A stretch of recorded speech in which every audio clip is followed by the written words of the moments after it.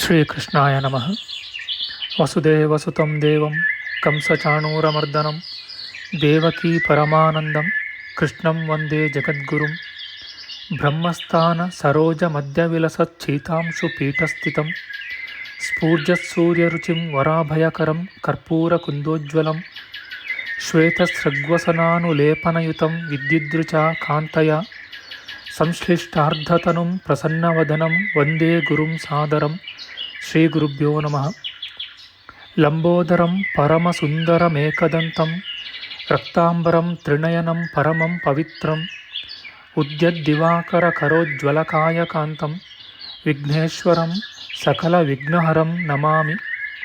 ತ್ವಾಂ ದೇವ ವಿಘ್ನದಲನೇತಿ ಚ ಸುಂದರೇತಿ ಭಕ್ತಿಪ್ರಿಯೇತಿ ಸುಖದೇತಿ ಫಲಪ್ರದೇತಿ ವಿದ್ಯಾಪ್ರದೇತ್ಯಗಹರೇತಿ ಚ ಯೇ ಸ್ತುವಂತಿ ತೇಭ್ಯೋ ಗಣೇಶವರದೋ ಭವ ನಿತ್ಯಮೇವ. ಶ್ರೀ ಮಹಾಗಣಪತಯೇ ನಮಃ. ಯಾ ಕುಂದೇಂದು ತುಷಾರಹಾರಧವಳ ಯಾ ಶುಭ್ರವಸ್ತ್ರಾವೃತ ಯಾ ವೀಣಾ ವರದಂಡಮಂಡಿತಕರ ಯಾ ಶ್ವೇತಪದ್ಮಾಸನ ಯಾ ಬ್ರಹ್ಮಾಚ್ಯುತ ಶಂಕರ ಪ್ರಭೃತಿಭಿಃ ದೇವೈಃ ಸದಾ ವಂದಿತಾ ಸಾ ಮಾಂ ಪಾತು ಸರಸ್ವತೀ ಭಗವತಿ ನಿಶ್ಶೇಷಜಾಡ್ಯಾಪಃ. ಶ್ರೀ ಸರಸ್ವತ್ಯೇ ನಮಃ.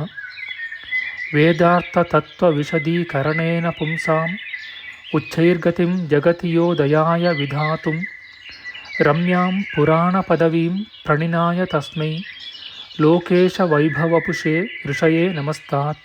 ತಸ್ಮೈ ವ್ಯಾಸಾಯ ಮುನಯೇ ಸರ್ವಜ್ಞಾಯ ಮಹರ್ಷಯೇ ಪರಾಶರ್ಯಾಯ ಶಾಂತಾಯ ನಮೋ ನಾರಾಯಣಾತ್ಮನೆ.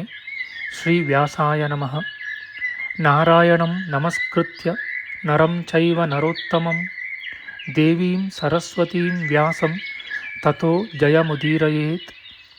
ಕನಕರುಚಿದುಕೂಲಃ ಕುಂಡಲೋಲ್ಲಾಸಿಗಲ್ಲಃ ಶಮಿತಭುವನಭಾರಃ ಕೋಪಿ ಲೀಲಾವತಾರಃ ತ್ರಿಭುವನಸುಖಕಾರಿ ಶೇಷಶಾಯೀ ಮುಕುಂದೋ ಪರಿಕಲಿತರಮಾಂಗೋ ಮಂಗಲಂ ನಸ್ತನೋತು. ನಮಾಮಿ ಗೋವಿಂದ ಪದಾರವಿಂದಂ ಸದೇಂದಿರಾನಂದನಮುತ್ತಮಾಡ್ಯಂ ಜಗಜ್ಜನಾನಾಂ ಹೃದಯ ಸನ್ನಿವಿಷ್ಟಂ ಮಹಾಜನೈಕಾಯನಮುತ್ತಮೋತ್ತಮಂ. ನಮಸ್ತೆ ಚಕ್ರಹಸ್ತಾಯ ಶಾರ್ङ्ಗಹಸ್ತಾಯ ತೇ ನಮಃ. ನಂದಹಸ್ತಾಯ ತೇ ವಿಷ್ಣೋ ಶಂಖಹಸ್ತಾಯ ತೇ ನಮಃ. ಓಂ ನಮೋ ವಾಸುದೇವಾಯ ನಮಃ ಸಂಕರ್ಷಣಾಯ ಚ ಪ್ರದ್ಯುಮ್ನಾಯ ನಮಸ್ತುಭ್ಯಂ ಅನಿರುದ್ಧಾಯ ತೇ ನಮಃ. ಪಾತಾಲಾದುತ್ಪತಿಷ್ಣೋರ್ಮಕರವಸತಯೋ ಯಸ್ಯ ಪುಚ್ಛಾಭಿಘಾತ ಧೂರ್ಧ್ವಂ ಬ್ರಹ್ಮಾಂಡಖಂಡ ವ್ಯತಿಕರವಿಹಿತ ವ್ಯತ್ಯಯೇ ನಾಪತಂತಿ. ವಿಷ್ಣೋರ್ಮತ್ಸ್ಯಾವತಾರೇ ಸಕಲವಸುಮತಿ ಮಂಡಲಂ ವ್ಯಶ್ನುವಾನಃ ತಸ್ಯಾಸ್ಯೋದೀರಿತಾನಾಂ ಧ್ವನಿರಪಹರತಾದಶ್ರಿಯಂ ವ ಶ್ರುತೀನಾಂ. ಶ್ರೀ ಮತ್ಸ್ಯರೂಪಿ ಪರಮಾತ್ಮನೇ ನಮಃ. ಪ್ರಿಯ ಬಾಂಧವರೇ, ನಮ್ಮ ಈ ಶ್ರೀ ಲಾಲೀಕೃಷ್ಣ ಚಾನಲ್ಗೆ ಸ್ವಾಗತ. ಇಂದಿನ ವಿಡಿಯೋದಲ್ಲಿ ನಾವು ಶ್ರೀ ಮತ್ಸ್ಯ ಮಹಾಪುರಾಣದ 182ನೆಯ ಅಧ್ಯಾಯವಾದ ವಾರಾಣಸಿ ಮಾಹಾತ್ಮ್ಯ, ಕುಮಾರಸ್ವಾಮಿಯು ಸನಕಾದಿಗಳಿಗೆ ಅವಿಮುಕ್ತ ಕ್ಷೇತ್ರದ ಮಹಿಮೆಯನ್ನು ವರ್ಣಿಸಿದುದು, ಅಲ್ಲಿ ಮೃತಿ ಹೊಂದುವ ಜಂತುಗಳ ಕಿವಿಯಲ್ಲಿ ಮಹೇಶ್ವರನು ತಾರಕ ಮಂತ್ರವನ್ನು ಜಪಿಸುವುದು ಎಂಬ ವಿಚಾರ ಮಾಡೋಣ. ಶ್ರೀಕೃಷ್ಣಾಯ ನಮಃ. ಸೂತ ಪುರಾಣಿಕರು ಹೇಳುತ್ತಾರೆ,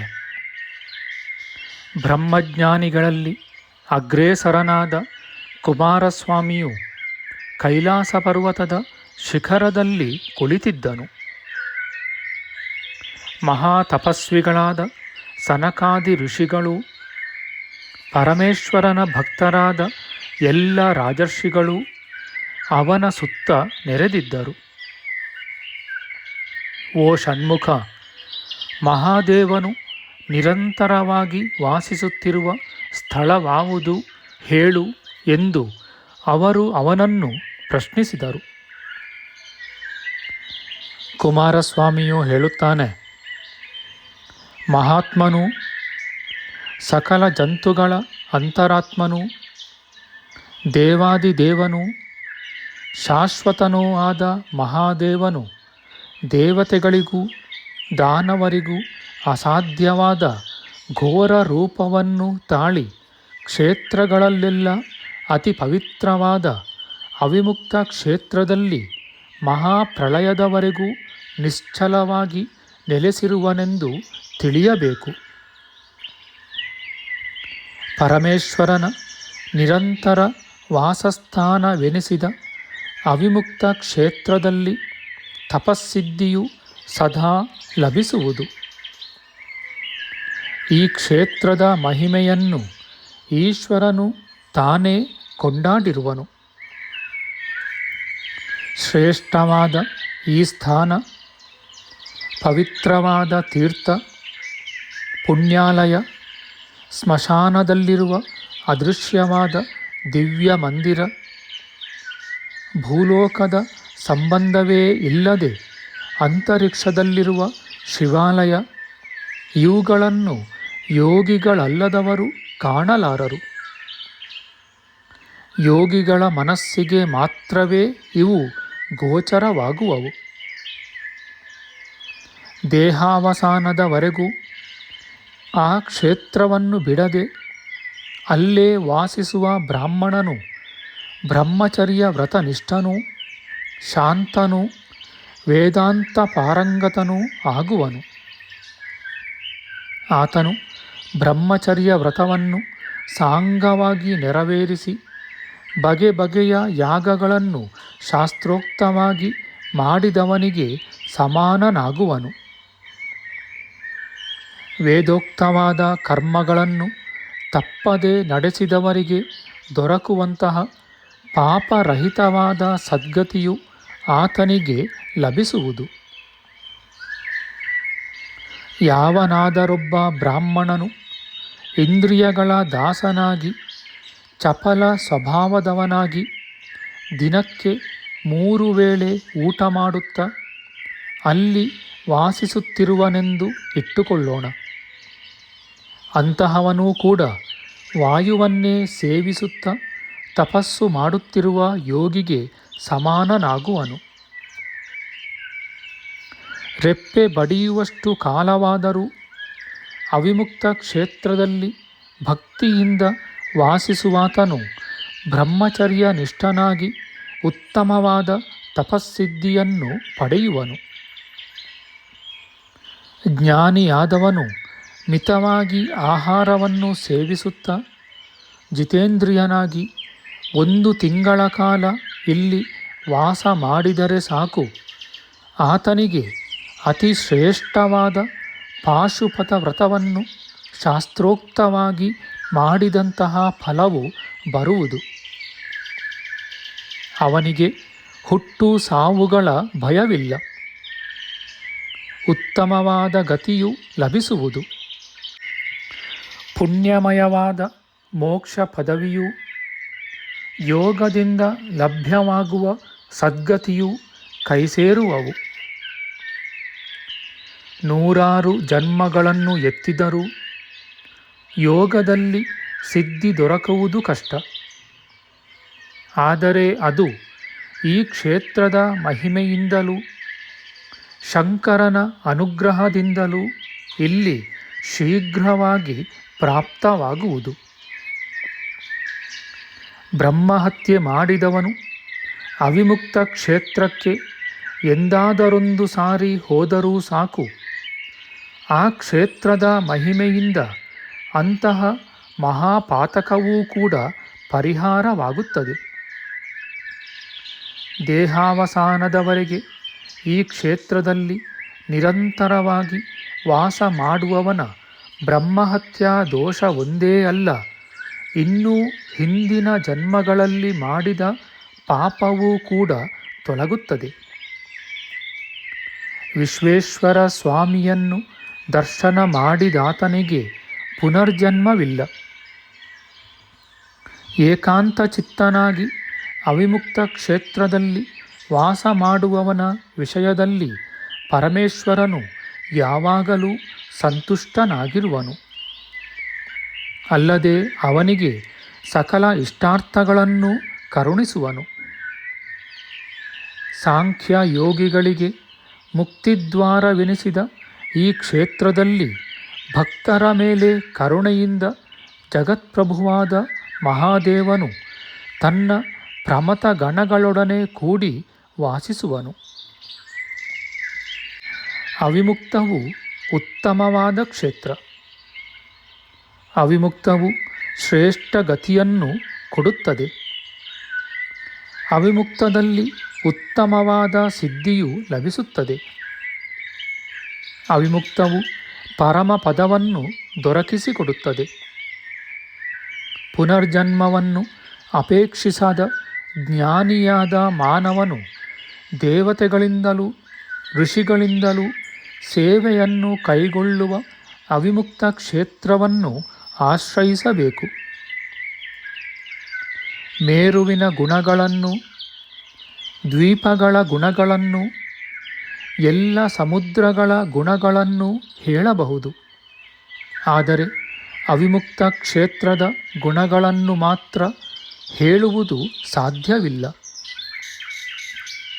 ಕೊನೆಗಾಲದಲ್ಲಿ ಪ್ರಾಣವಾಯುಗಳು ಶರೀರದಿಂದ ಹೊರಹೊರಡುವಾಗ ಮರ್ಮಸ್ಥಾನಗಳಲ್ಲಿ ಇರಿತವು ಕಾಣಿಸಿಕೊಳ್ಳುತ್ತದೆ.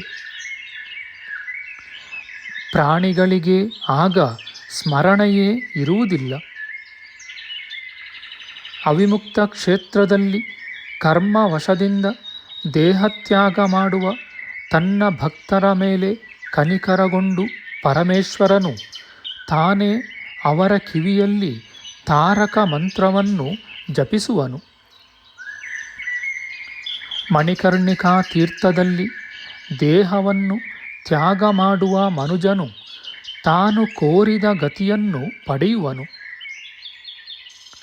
ಈಶ್ವರನ ಪ್ರೇರಣೆಯಿಂದ ಅವನು ಸದ್ಗತಿಯನ್ನೈದುವನು. ಆತ್ಮಜ್ಞಾನಿಗಳಲ್ಲದವರಿಗೆ ಅದು ದೊರಕತಕ್ಕುದಲ್ಲ. ಮನುಷ್ಯ ಜನ್ಮವು ದೋಷಭೂಯಿಷ್ಠವಾದುದು, ಅಶಾಶ್ವತವಾದುದು ಎಂದು ಮನವರಿತು ಅವಿಮುಕ್ತ ಕ್ಷೇತ್ರವನ್ನು ಆಶ್ರಯಿಸಬೇಕು. ಅದು ಸಂಸಾರದ ಭೀತಿಯನ್ನು ದೂರ ಮಾಡುವುದು. ಯೋಗ ಸಿದ್ಧಿಯನ್ನು, ಮೋಕ್ಷವನ್ನು ಕೊಡುವ ಪವಿತ್ರ ಕ್ಷೇತ್ರವದು. ವಿಘ್ನಗಳೆಷ್ಟೇ ಬರಲಿ ಅವೆಲ್ಲವನ್ನೂ ಅದು ಪರಿಹರಿಸುವುದು.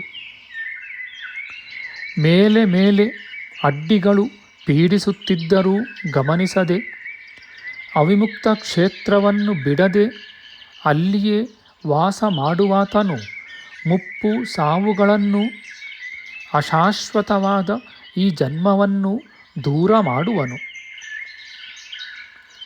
ಅವಿಮುಕ್ತದ ಅನುಗ್ರಹದಿಂದ ಶಿವ ಸಾಯುಜ್ಯವನ್ನು ಪಡೆಯುವನು. ಇತಿ ಶ್ರೀ ಮಾತ್ಸ್ಯೆ ಮಹಾಪುರಾಣೆ ಅವಿಮುಕ್ತ ಮಾಹಾತ್ಮ್ಯೆ 20-ಶತತಮೋಧ್ಯಾಯ. ಶ್ರೀಕೃಷ್ಣಾರ್ಪಣಮಸ್ತು. ನಮ್ಮ ಮುಂದಿನ ವಿಡಿಯೋದಲ್ಲಿ ನಾವು ಶ್ರೀ ಮತ್ಸ್ಯ ಮಹಾಪುರಾಣದ 183ನೆಯ ಅಧ್ಯಾಯವಾದ ವಾರಾಣಸಿ ಮಾಹಾತ್ಮ್ಯ, ಪರಮೇಶ್ವರನು ಪಾರ್ವತಿಗೆ ವಾರಾಣಸಿ ಕ್ಷೇತ್ರದ ಮಹಿಮೆಯನ್ನು ವಿಸ್ತರಿಸಿ ಹೇಳಿದುದು, ಬ್ರಹ್ಮನ 5ನೆಯ ತಲೆಯನ್ನು ಛೇದಿಸಿದುದರಿಂದ ಈಶ್ವರನಿಗೆ ಬಂದ ಬ್ರಹ್ಮಹತ್ಯಾ ದೋಷವು ಇಲ್ಲಿ ಪರಿಹಾರವಾದುದು, ಕಪಾಲ ಮೋಚನ ಕ್ಷೇತ್ರವೆಂಬ ಪ್ರಖ್ಯಾತಿ ಇದಕ್ಕೆ ಬಂದುದು ಎಂಬ ವಿಚಾರ ಮಾಡೋಣ. ಆಧ್ಯಾತ್ಮಿಕ ಚರ್ಚೆ ಮತ್ತು ವಿಚಾರ ವಿನಿಮಯಕ್ಕಾಗಿ ಶುರು ಮಾಡಿದ ಈ ಚಾನಲ್ನಲ್ಲಿ ನಾವು ಅಪ್ಲೋಡ್ ಮಾಡುವ ಎಲ್ಲ ವಿಡಿಯೋಗಳನ್ನು ಸಂಪೂರ್ಣವಾಗಿ ನೋಡಿ ನಿಮ್ಮ ಸಲಹೆಗಳನ್ನು ಕಮೆಂಟ್ ಬಾಕ್ಸ್ನಲ್ಲಿ ಬರೆಯಿರಿ. ಈ ಚಾನಲ್ಗೆ ಸಬ್ಸ್ಕ್ರೈಬ್ ಮಾಡಿ ಹಾಗೂ ಬೆಲ್ ಬಟನ್ ಒತ್ತಿ ನಾವು ಹಾಕುವ ಎಲ್ಲ ವಿಡಿಯೋಗಳನ್ನು ನೋಡಿ ಪ್ರೋತ್ಸಾಹಿಸಿ. ಕೃಷ್ಣಂ ನಾರಾಯಣಂ ವಂದೇ ಕೃಷ್ಣಂ ವಂದೇ ವ್ರಜಪ್ರಿಯಂ ಕೃಷ್ಣಂ ದ್ವೈಪಾಯನಂ ವಂದೇ ಕೃಷ್ಣಂ ವಂದೇ ಪೃಥಾಸುತಂ. ಶ್ರೀಕೃಷ್ಣಾಯ ನಮಃ.